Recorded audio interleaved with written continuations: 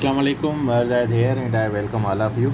अच्छा जीअं त पाण जेको आहे सो कल्ह पढ़ियोसीं राइबोसोम, ठीकु आहे। अॼु जेको आहे सो पाण पढ़ंदासीं पंहिंजो वैक्यूल। सेल जे अंदरि वैक्यूल जो कहिड़ो फंक्शन आहे,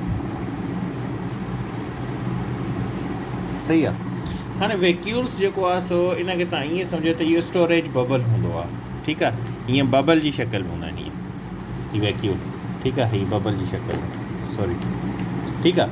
त वैक्यूल जेको आहे सो इहो स्टोरेज बबल हूंदो आहे फाउंड इन सेल, नंबर 1 शइ हिन में, ठीकु आहे।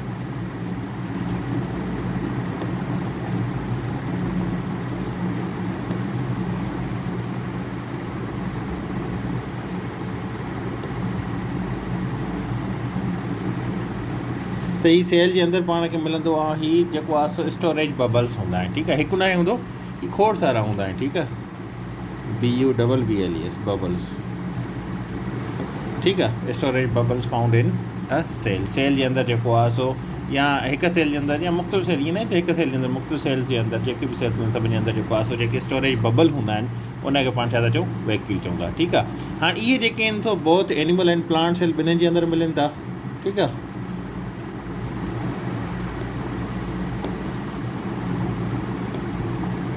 एनिमल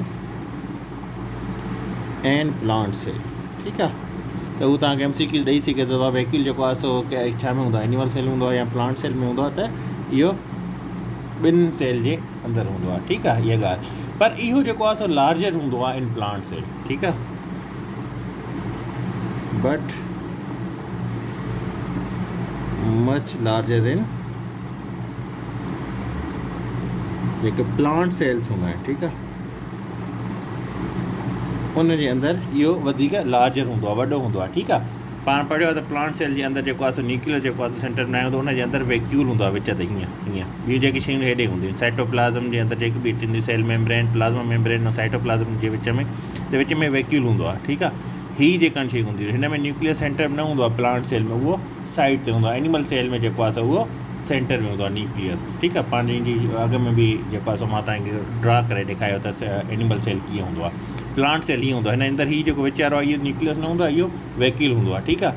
हीअ बाक़ी शयूं हुनजी साइड ते हूंदी, न्यूक्लियस बि हिन में साइड ते हूंदो आहे, ठीकु आहे। त हिन में जेको आहे सो लार्जर हूंदो आहे प्लांट सेल जे अंदरि, ठीकु आहे। स्टोरेज बबल्स हूंदा आहिनि जेके सेल जे अंदरि पाण खे मिलंदा आहिनि, एनिमल प्लांट सेल ॿिन्हिनि जे अंदरि हूंदो आहे, ठीकु आहे। हाणे हिननि जो फंक्शन छा आहे त हीअ जेको आहे सो स्टोर कंदो आहे फूड खे, ठीकु आहे। या वैरायटी ऑफ न्यूट्रिएंट जेके सेल खे खपंदा आहिनि मच लार्जर सर्वाइव लाइ, ठीकु आहे। त उहो जेको आहे सो सर्वाइव करे सेल, उन लाइ उनखे जेको न्यूट्रिएंट्स खपनि था, ठीकु आहे, या जेको फूड खपे त उनखे छा थो करे, ही स्टोर करे थो।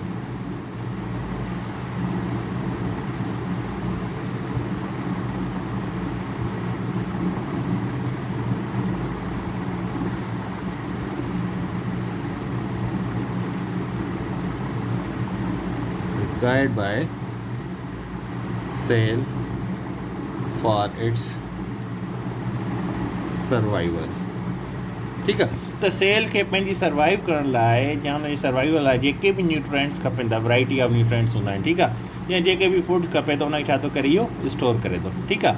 ऐं हीअ जेको आहे सो जेको वेस्ट प्रोडक्ट हूंदा आहिनि सेल जे अंदरि, ठीकु आहे, जेको बि वेस्ट प्रोडक्ट हूंदो आहे उनखे छा कंदो आहे, हीअ सेल जे अंदरि पाण वटि क़ाबू करे रखंदो आहे, पाण वटि रखंदो आहे, ठीकु आहे। सेव कंदो आहे, स्टोर कंदो आहे। छो इन करे स्टोर कंदो आहे त उहो सेल जे ॿियनि हिसनि में न फैलिजे, जेकॾहिं फैलिबो त सेल खे ख़राबु कंदो।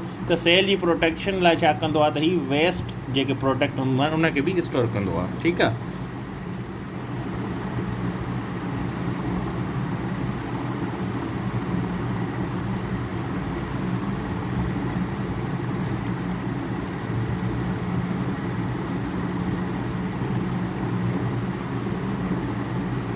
इनसाइड द सेल्स, ठीकु आहे। त सेल जे अंदरि जेके बि वेस्ट प्रोडक्ट हूंदा आहिनि उनखे छा कंदो आहे, टेम्पररी टाइम लाइ पाण वटि सेव कंदो, उन खां पोइ उनखे रिलीज़ करे छॾींदो आहे आउट ऑफ सेल, ठीकु आहे। हाणे स्ट्रक्चर जेकॾहिं पाण हिन जो ॾिसूं वैक्यूल जो, त इहो फेयरली सिंपल हूंदो आहे, ठीकु आहे। जीअं मां तव्हांखे ॿुधायो, इन जे अंदरि जेको आहे मेम्ब्रेन हूंदी आहे, उनजी जेकी सराउंडेड मास हूंदो आहे उहो फ्लूइड में हूंदो आहे, हीअं गोल मेम्ब्रेन आहे, ठीकु आहे। हेठि मथे बि थी सघे थो।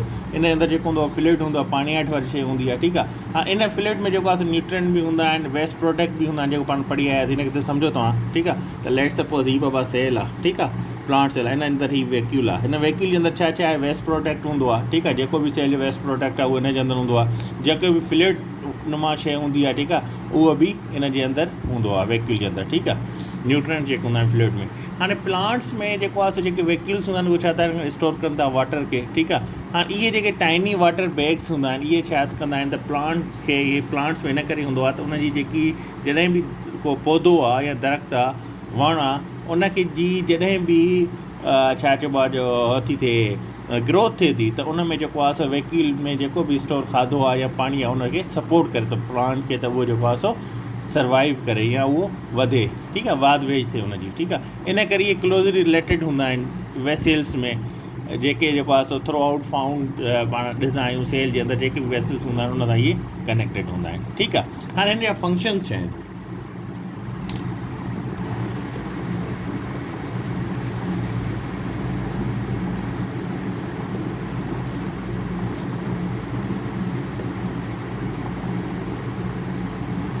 वैक्यूल्स, ठीकु आहे, स्पेलिंग थोरो ॾिसी छॾिजो, ठीकु आहे। हाणे वैक्यूल जो फंक्शनिंग छा आहे, हाणे वैक्यूल जो जेकॾहिं पाण फस्ट फंक्शन ॾिसूं त इहो एक्सपेंड करे थो प्लांट सेल खे ऐं उनखे डाइल्यूट नथो करे, ठीकु आहे न, छा सां, साइटोप्लाज़म सां। नंबर 1 शइ सभु ख़तमु थी वञे लॻे थो,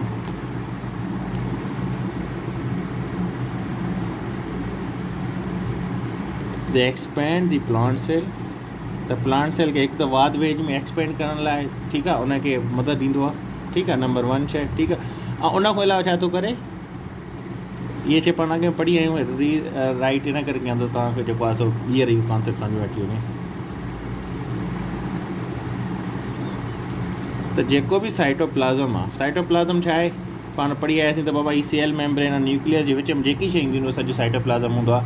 त हे छा थो करे, हिन जो फंक्शन, मेन फंक्शन इहो आहे त हीउ जेको आहे सो प्रोटेक्ट करे थो प्लांट सेल खे, हिकु त एक्सपेंड करे थो, हुनखे डाइल्यूट नथो करणु ॾिए साइटोप्लाज़म सां, ठीकु आहे, डाइल्यूट माना हुन में मेलाप नथो करणु ॾिए, मिंगल नथो करणु ॾिए, ठीकु आहे। उन खां पोइ नंबर 1 ते जेको हुन जो फंक्शन अचे थो उहो कहिड़ो आहे त हीउ स्टोर करे थो वाटर खे, ठीकु आहे, पाणी खे जेको आहे सो हीउ स्टोर करे थो, सही आहे। हाणे पाणी खे स्टोर करण जे लाइ हिन लाइ छा आहे त जेके बि सेल प्रोडक्ट हूंदा आहिनि या जेके मेटाबॉलिक इंटरमीडिएट्स थींदा आहिनि हिन जे अंदरि, उन साॼो जेको सिस्टम आहे उहो छाजे अंदरि थिए थो, वैक्यूल जे अंदरि थिए थो, ठीकु आहे। हाणे उन खां पोइ जेको आहे सो जेके बि प्लांट सेल आहिनि, ठीकु आहे, उन में जेको टर्गर हूंदो आहे उहो प्रोवाइड कंदो आहे, इंडिविजुअल प्लांट सेल खे हिकु टर्गर प्रोवाइड कंदो आहे उनजी सपोर्ट लाइ, ठीकु आहे। हाणे इहो छा कंदो आहे त इहो क्रिएट कंदो आहे रिजिडिटी, लीव्स जे अंदरि तव्हां ॾिसंदव न बिल्कुलु हिकदमि सां जेको आहे सो हिकु बिल्कुलु ईअं कंदा हुआ त फाटी पवंदो आहे, या उन में रिजिडनेस अची वेंदी आहे लीव जे अंदरि, यंग जेको पार्ट हूंदो आहे प्लांट जो, जेको नोज मतिलबु जेको नई जेको बि जेको आहे लीव जेके पैदा थींदा आहिनि उन में रिजिडनेस अची वेंदी आहे, ठीकु आहे। त उहा छाजे करे ईंदी आहे, उहा बि वैक्यूल जे करे ईंदी आहे, ठीकु आहे। त हीअ जेको आहे सो हिन में फंक्शन इहे ॿई आहिनि, उहा रिजिडनेस जी आहे, हिकिड़ी ॻाल्हि सम्झाइण लाइ आहे, इन खे तव्हां सम्झी छॾियो त उहो बहितर आहे, वधीक हिन में लिखण जी ज़रूरत न आहे, ठीकु आहे। उन खां पोइ जेको नंबर 1 ते, नंबर 2 ते अॼु पाण पढ़ंदासीं, उहो आहे पंहिंजे लाइ centrioles,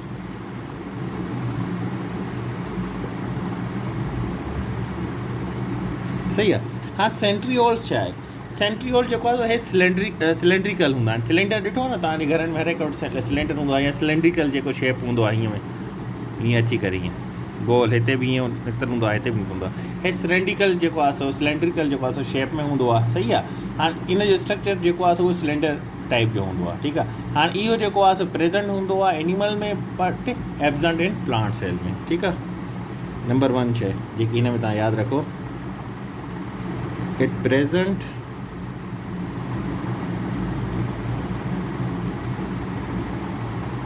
in animal cells but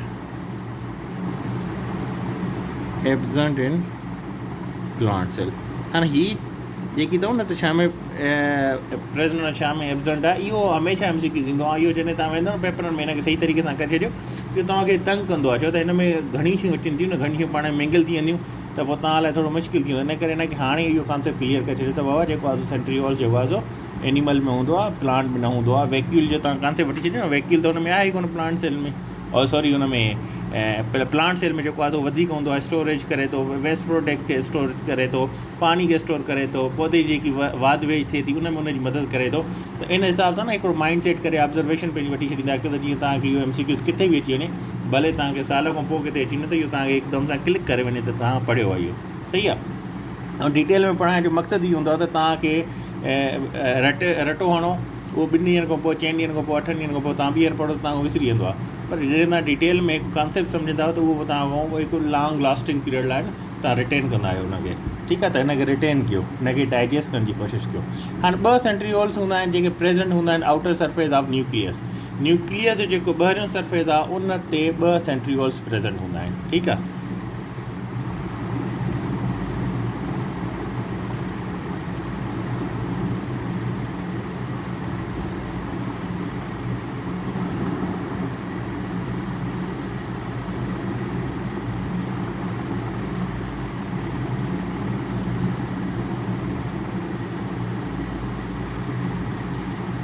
ठीकु आहे, जेको बि न्यूक्लियस आहे उन जेको आउटर सरफेस आहे उन जे मथां जेको आहे सो 2 जेको आहे सो सेंट्रियोल्स मौजूदु हूंदा आहिनि, ठीकु आहे। हाणे सेंट्रियोल्स में पाण पढ़ी आया आहियूं त बाबा हीअ जेको आहे सो छा आहे, सिलेंड्रिकल स्ट्रक्चर आहे, ठीकु आहे। उन जो स्ट्रक्चर पाण पढ़ी आया था। हिन सिलेंड्रिकल स्ट्रक्चर में छा हूंदो आहे त हिन जो हे जेकॾहिं पाण ॾिसूं हीअं सिलेंड्रिकल स्ट्रक्चर आहे, हीअ विच में हिन जो गैप हूंदो आहे, ठीकु आहे।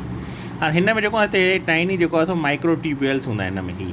हाणे हीअ 9 जेको आहे यादि रखण जी ज़रूरत न आहे, सिर्फ़ु सम्झो हिन में त बाबा हिन में माइक्रो ट्यूब्यूल्स अरेंज थियल हूंदा आहिनि सिलेंडर में, ठीकु आहे। उन में 9 माइक्रो ट्यूब्यूल्स हूंदा आहिनि, जेके फर्दर वरी डिवाइड थींदा आहिनि 3 ट्यूब्यूल्स में। 2 उन में जेको आहे सो सेंट्रियोल्स में प्रेज़ेंट हूंदा आहिनि राइट एंगल ते, 2 लेफ्ट एंगल ते। इन में वधीक वञण जी ज़रूरत न आहे, सिर्फ़ु एतिरो तव्हां यादि रखो, ठीकु आहे। सेंट्रियोल जो स्ट्रक्चर त इहे सिलेंड्रिकल टाइप जो हूंदो आहे। उन खां पाण चवंदो फंक्शन छा आहिनि हिन जा सेंट्रियोल्स जा।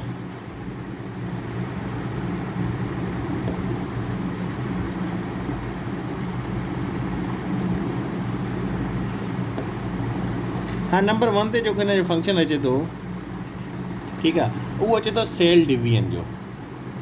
त हीअ जेके आहिनि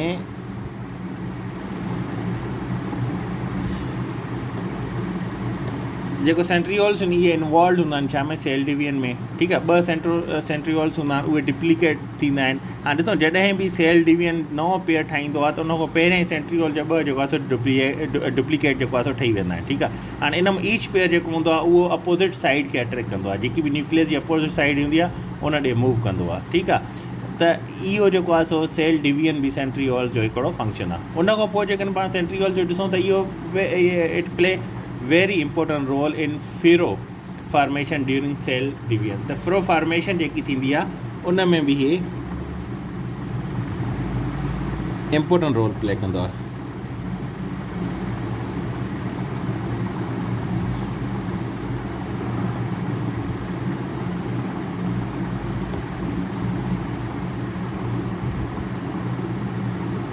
फ्रो जी स्पेलिंग आई थिंक ईअं ई आहे, ॾिसी वठिजे फ्रो फॉर्मेशन, ठीकु आहे। त फ्रो फॉर्मेशन जेकी थींदी आहे उहा बि छाजे करे थींदी आहे, सेंट्रियोल जो हुन में मेन इम्पोर्टेंट रोल आहे, ठीकु आहे। फ्रो फॉर्मेशन पाण पढ़ी आया आहियूं अॻ में, इन जे करे हिनखे वधीक रिपीट करण जी ज़रूरत न आहे, न त उहो लेक्चर तव्हां ॿुधी वठो।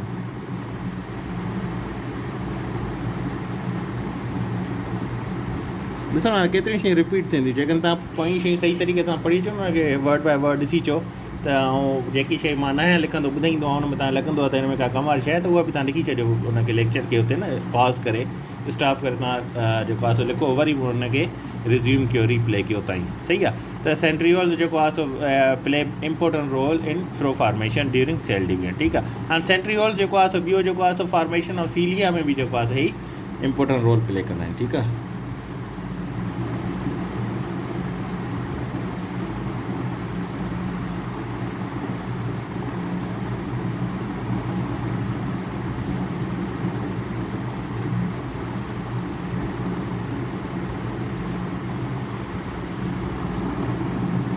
आई थिंक सी सां ई सीलिया, ही स्पेलिंग इलाही अर्से खां पोइ था असां पढ़ूं त इहो ॾिसी छॾियो स्पेलिंग। त सीलिया जेकी फॉर्मेशन थींदी आहे उन में बि मेन इम्पोर्टेंट रोल प्ले कंदो आहे, ठीकु आहे। त हाणे हिनखे मेन शयूं जेके यादि रखण जूं कहिड़ियूं आहे, वैक्यूल जेको आहे सो छा आहे, इहो स्टोरेज बबल्स हूंदा आहिनि, फाउंड इन सेल हूंदा आहिनि, ठीकु आहे।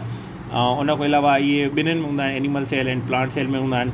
But are much larger in plant cell, ठीकु आहे। वैक्यूल माइट स्टोर फूड, ठीकु आहे, या एनी वैरायटी ऑफ न्यूट्रिएंट्स, ठीकु आहे, फॉर सेल सर्वाइवल, ठीकु आहे। त सेल जेको सर्वाइव कंदो हुन जे लाइ इहा कयो हूंदो आहे, ठीकु आहे। स्ट्रक्चर में पाण पढ़ी आहे थी फेयरली, इन जो सिंपल स्ट्रक्चर आहे जीअं पाण पढ़ियो थी, हिन मेम्ब्रेन हूंदी आहे सराउंडेड, मास ऑफ फ्लूइड हूंदो आहे, इन में वेस्ट प्रोडक्ट्स हूंदा आहिनि, ठीकु आहे। हिन में स्टोर वाटर इहो स्टोर कंदो आहे, टाइनी वाटर बैग्स हूंदा आहिनि हिन में जेके प्लांट जी ग्रोथ लाइ हुनजी सपोर्ट कंदा आहिनि, ठीकु आहे। तव्हां ॾिसो न, इहो सिर्फ़ु कॉन्सेप्ट तव्हां ज़हन में रखी छॾियो, तव्हांखे रटण जी ज़रूरत ई नथी पए, उहा अचे रिटर्न थी वेंदी आहे। फंक्शन्स पाण पढ़ी आहे थी, एक्सपेंड कंदो आहे सेल प्लांट्स खे, प्लांट सेल खे एक्सपेंड करण में मदद ॾींदो आहे, ठीकु आहे। ऐं इहो डाइल्यूट करण खां बचाईंदो आहे साइटोप्लाज़म खां, जेकॾहिं अंदरि वेस्ट प्रोडक्ट हूंदा आहिनि, त जीअं उहे सेल जे अंदरि वधीक न फैलिजनि, सेल खे नुक़सानु न ॾियनि, ठीकु आहे। स्टोर करे थो वाटर खे, सेल प्रोडक्ट में मेटाबॉलिक जेको सिस्टम आहे उन में जेको आहे सो हिन जो सपोर्ट करे थो।